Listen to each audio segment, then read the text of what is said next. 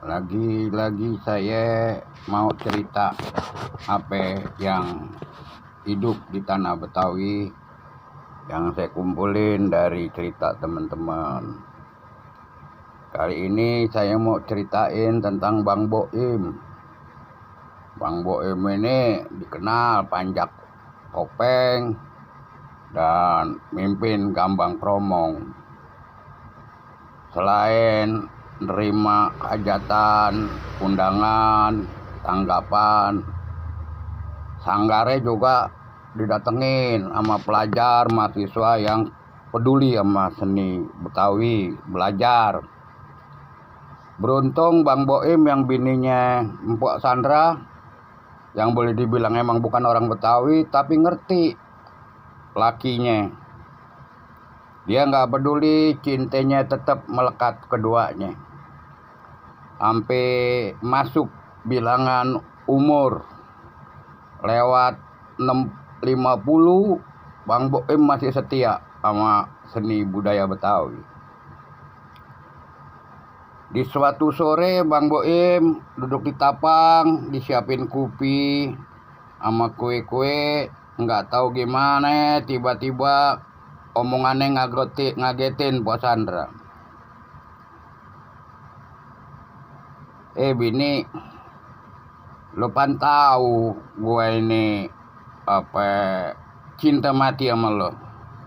Gue nggak macem-macem biar kata itu perempuan banyak, gue nggak tergoda. Cuman aja belakangan gue ngerasa ada yang ngeganjal. Gue pengen banget makan makanan yang khas Betawi. Ketan urat sambal kacang sama ayam bekakak. Disambar langsung jawab sama Mpok Sandra. Insya Allah Bang, nusa deh ya. Kalau besok ayah kan mau ke rumah Cing Sarkim, ayah bikinin. Maksud gue bukan begitu bini. Di dunia ini kita kan makan apa aja yang enak-enak. Tapi kalau di sorga nanti itu cuman ada susu, madu, buah-buahan. Lah kalau kita kepengen makan yang begituan gimana caranya? Gue sih kepengenan kalau gue mati, lu kirimin dah gue ketan urap, sambal kacang, sama bekakak ayam. Mudah-mudahan gue bisa makan kalau gue di sorga. Dalam hati Mpok Sandra bersyukur semoga Allah tempatin lakinya di sorga. Mpok Sandra yang emang janji nusa mau masakin kaget ketika besok malamnya Bang Boim dipanggil Al-Halik. Inna lillahi wa inna ilaihi roji'un. Malam dikumpulin saudaranya Bang Boim dan saudara Sandra, teman-teman dekatnya, para pemain segala macam kumpul. Dia ngajak musyawarah, kata Pok Sandra, saya ini kebeban, ada wasiat dari almarhum. Katanya dia kepengen dibikinin ketan urap, sambal kacang sama ayam bekakak. Tapi pan kalau kita bikinin, kita taruh di kuburannya, bakalan dimakan cacing tuh, ya enggak? Bakal basi. Jadi gimana ya? Rembuk punya rembuk, akhirnya diputusin. Kebetulan makam wakaf di kampungnya masih luas. Keluarga minta agar dibuatkan 2 lubang ukuran 2 orang, ya nggak satu, agak lebar. Karena ini wasiat katanya. Nah, Haji Kodir sebagai ketua yayasan oke-oke aja, ya enggak. Karena toh nanti bisa dipakai sama anak keturunan sama saudara-saudara lain ditumpuk. Pada saat pelaksanaan penguburan,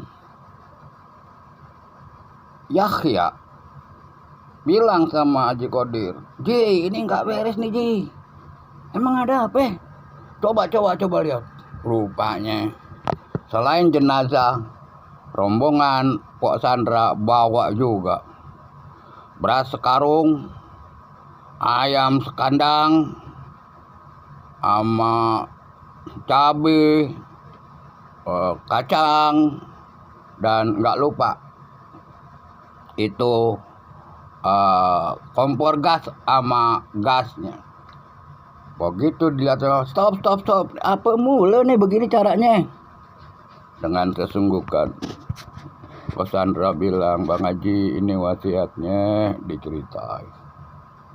Ya tapi nggak bisa begitu. Cukup lo doain Bade di rumah, ya. Jangan sampai bermasalah. Ini kan nggak ada aturan di digami kita. Tolong deh Bang Haji, nggak bisa. Ceritanya nggak bisa. Jadi bagaimana? Ya lo panggil Kang Telkin, lo tahlilin terus menerus, lo minta kepengenannya Bang Boim kesampean di sorga. Ngalah juga akhirnya rombongan. Tapi penasaran, ya Bang Haji gimana sih? Begini gue kasih tahu lo semua nih ya. Lo bayangin, kita sih kepengen Bang Boim masuk sorga, ya kan? Tapi Allah Ta'ala punya kuasa. Umpame nanti Bang Boim masuk neraka gimana? Ya enggak? Terus ini kompor kan ada gasnya. Kalau dia meleduk di sini di kuburan sini, kan rusak, hancur-hancuran di kuburan orang-orang yang udah ditanam di sini. Ya, pahamin deh, ya enggak? Kalau meleduk, lu pikirin deh, bahaya apa enggak?